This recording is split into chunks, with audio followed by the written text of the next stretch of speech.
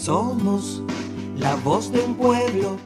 Todos los jueves a las 20:30 horas, la Unidad Popular conversa contigo sobre nuestro departamento Canelones. ¿Cuál es la situación del departamento? ¿Cuáles son nuestras propuestas? Seguí nuestro programa y participa. Jueves a las 20:30 en la página de Facebook Unidad Popular Canelones.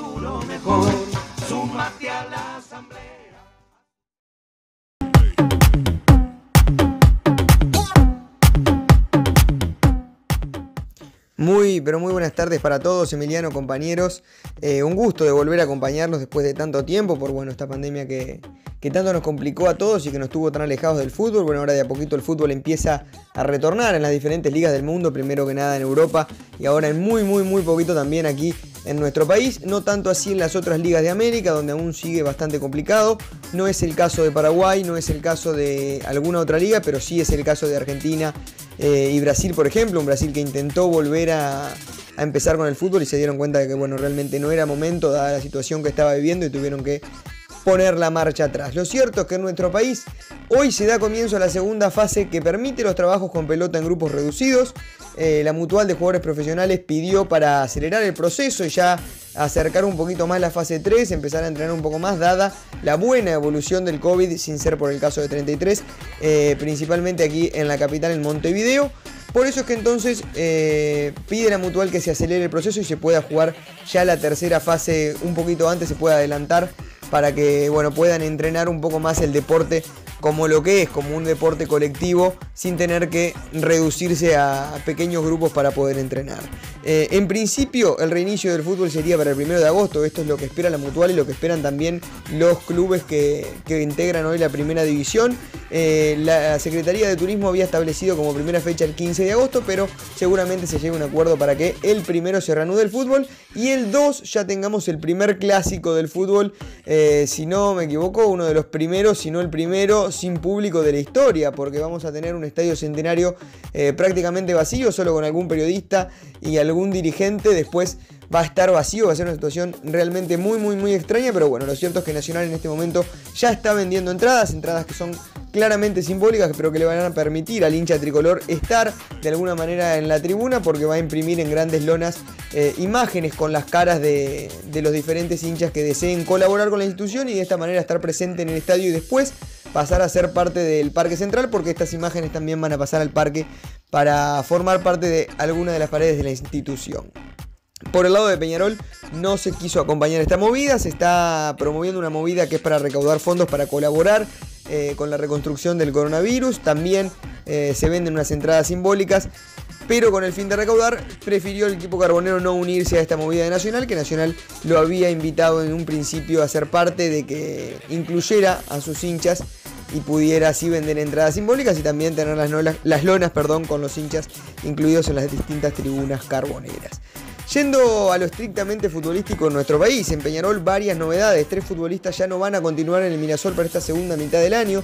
El primer caso es el de Guzmán Pereira, quien terminaba su contrato el día de ayer, el 30 de junio, y se decidió no renovar el mismo por parte del entrenador Diego Forlán, quien dice que tiene una superpoblación en la mitad del campo y por eso el futbolista Guzmán Pereira no va a seguir en el Carbonero. Recordar que ya iba a ser 4 años que estaba en Peñarol, llegó en 2016 y fue campeón en 2017 y 2018. Un jugador muy querido por el hincha, pero también por toda la institución, dada su entereza y su gran compañerismo. Finalmente Guzmán entonces no va a continuar en el Carbonero. Lo mismo para Gabriel Rojas, quien termina su préstamo el 30 de junio y por más que Peñarol hizo las gestiones para intentar renovar el mismo, desde San Lorenzo pedían opción de compra y Peñarol en este momento económicamente no está en condiciones de hacer ningún tipo de compra, por lo que el argentino, lateral titular izquierdo de Peñarol en el campeonato pasado, tampoco va a estar para la segunda mitad del año. Lo mismo pasa con Jonathan Urreta Vizcaya, quien se va de Peñarol sin jugar un solo partido oficial. Se lesionó el pasado 8 de febrero, rotura de ligamentos cruzados, y no llegó a disputar un partido con el conjunto carbonero. Lo cierto es que la sesión termina. Peñarol, por más que intentó negociar otra sesión más, no lo consiguió, así que Jonathan Urreta Vizcaya vuelve a Monterrey a continuar su recuperación, que lo va a tener por lo menos inactivo hasta septiembre, pero en septiembre ya va a poder volver a practicar y seguramente ya esté para jugar en el mes de octubre en los Rayados de Monterrey. Pero bueno, son bajas importantes para un Peñarol que ya tiene a todos sus jugadores a disposición y entrenando. Los que más demoraron en llegar fueron Chisco y Bravo, dado que tanto el español como el chileno estaban en sus respectivos países y bueno, tuvieron que hacer los trámites correspondientes para volver al Uruguay. Ahora ya ya pasaron el periodo de cuarentena y están entrenando con el equipo. Posibles incorporaciones dadas las bajas. Y puede haber, la verdad es que puede haber. En el momento se manejan dos. Una porque el jugador lo manifestó en la radio de que tenía ganas de volver al Carbonero, que es el caso de Alejandro Martinucci, recordar que es un excelente mundial en 2011 con Peñarol. Y el otro caso es el de Brian Alemán, un volante mixto que ya ha sido considerado varias veces por Peñarol para hacer incorporación del conjunto Mirasol, que al parecer va a quedar libre del equipo que dirige Diego Armando Maradona de Gimnasia de La Plata y podría ser uno a consideración para el Carbonero. Cruzamos, nos vamos a la vereda de enfrente, Nacional que ya entrena con grupos reducidos también, como lo mencionábamos. Tiene como novedad la renovación de varios contratos, algo que ha logrado muy bien de Curnex en el tricolor, que era una de los grandes temas pendientes que tenía el Club Nacional de Fútbol en sus anteriores directivas, porque bueno, los juveniles no los lograban retener. No es el caso de Nacional, que ahora logra la renovación del juvenil Emiliano Martínez y también la del zaguero Guzmán Corujo, y se espera lograr lo mismo con Gabriel Neves, con quien ya se está en tratativas. Y el gran bombazo del mercado de pases, algo que creo que nadie esperaba, es que Nacional incorporara un jugador en este periodo de pases. Primero que nada porque no pierde prácticamente a ningún jugador, porque ha logrado renovar a casi todos sus juveniles, pero encuentra un jugador que estaba libre, que había terminado libre en Brasil, y que bueno, es un jugador que ya ha demostrado en nuestro fútbol uruguayo y también por el mundo que está muy bien dotado técnicamente como para deslumbrar aquí en el fútbol uruguayo. Es el caso de Felipe G2, con quien ya Nacional tiene un preacuerdo firmado. Un hombre que tuvo una gran temporada aquí en Defensor en nuestro país, llegó incluso a semifinales de Libertadores con aquel equipo de 2014 de Curuchet. Luego se fue a jugar al Brujas de Bélgica, donde bueno, fue su gran salto al exterior. Ahí ganó todo, ganó Liga, ganó Copa, ganó todo con el equipo belga. Luego volvió a jugar en Brasil para tener minutos en el Atlético Paranaense, donde disputó y ganó la Copa Sudamericana. Y luego, tras no tener tanta continuidad como esperaba, fue dado a préstamo tanto a Goiás como a Victoria, donde en ambos equipos jugó bastante.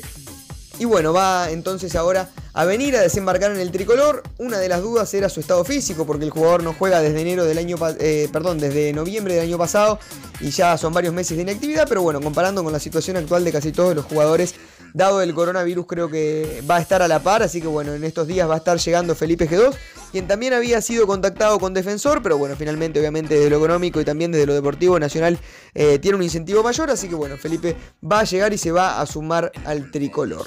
Otra noticia local y muy reciente es que Pablo López, una de las joyitas que tenía nuestro fútbol uruguayo jugando en Defensor Sporting, va a ser nuevo jugador del Toluca de México, así que es otra de las grandes transferencias que va a meter el fútbol uruguayo.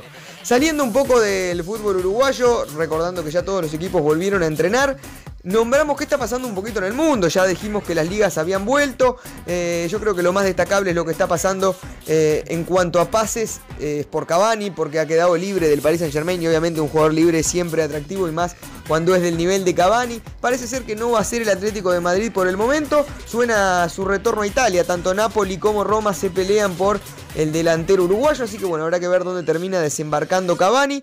Luego, en cuanto a pases, Pjanic, el jugador de la Juventus, va a pasar al Barcelona. Parece que va a ser un intercambio con alguna suma de dinero arriba por el futbolista Arthur, el volante brasileño que tiene hoy el FC Barcelona. Y ya que estamos hablando del Barcelona, nos metemos en lo que ha pasado en España, Liga de España, donde el Real Madrid ha logrado superar al Barcelona en la tabla por un punto a falta de una fecha a disputar para el Real Madrid. Hay mucha polémica por algunas decisiones arbitrales, porque bueno, Piqué también declaró que es muy difícil ganar el campeonato así. Lo cierto es que hoy quedan 15 puntos por jugarse y que el Real Madrid le falta un partido y está un punto arriba.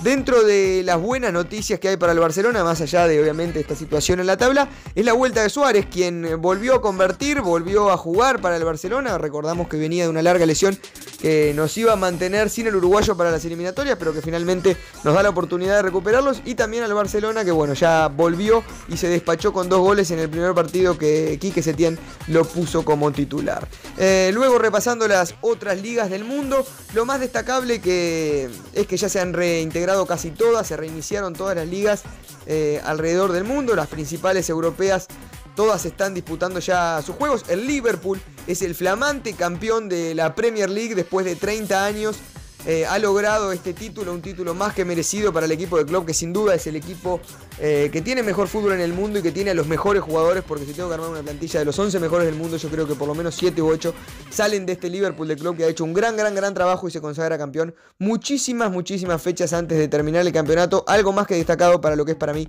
la liga más complicada del mundo.